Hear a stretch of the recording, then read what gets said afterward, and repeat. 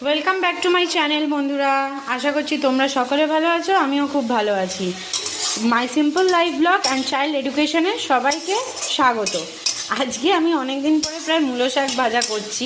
তো প্রথম দিকের রেসিপিটা একটুখানি তোমাদেরকে বলে দিচ্ছি আমি কিভাবে করছি। সর্ষের তেলের মধ্যে কালো জিরে আর শুকনো লঙ্কা ফোড়ন দিয়ে শাকটাকে আমি দিয়ে দিয়েছি, এটাকে ভাজা ভাজা করছি, তোমরা দেখতে পাচ্ছ।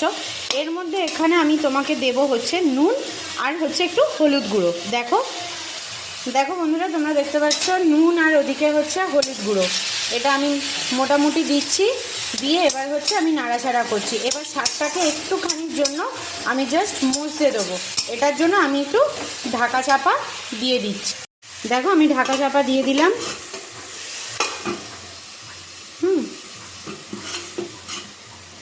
চাপা দিয়ে দিলাম, এটা একটু ফুটুক। আর এপাশে দেখো আমি তেলাপিয়া মাছের ঝাল করছি। তো এর জন্য আমি পেঁয়াজ, আদা, রসুন সব পেস্ট করে নিয়েছি, টমেটো সব পেস্ট করে একদম এটার মধ্যে দিয়েছি। এটাও কালো জিরে ফোড়ন, সর্ষের তেলে বসিয়েছি কালো জিরে ফোড়ন দিয়ে। তোমরা এভাবে করতে পারো। আমার তেলাপিয়া মাছের ঝাল হচ্ছে পাশে, তাই তোমাদেরকে রেসিপিটা শেয়ার করে দেখাচ্ছি যে আমার তেলাপিয়া মাছ ভেজে রেখেছি, ঠিক আছে। ওই ঝালটা করছি বলে তোমাদেরকে শেয়ার করছি। এরপরে ফিরে আসছি যখন আমি শেষে নামাবো। আর ওদিকে শাকটা ভাজা হোক, নামানোর সময় বলে দেবো কী দিতে হবে। দেখো মূলো শাকটা প্রায় ভাজা হচ্ছে বন্ধুরা, প্রায় সিদ্ধ হয়ে গেছে।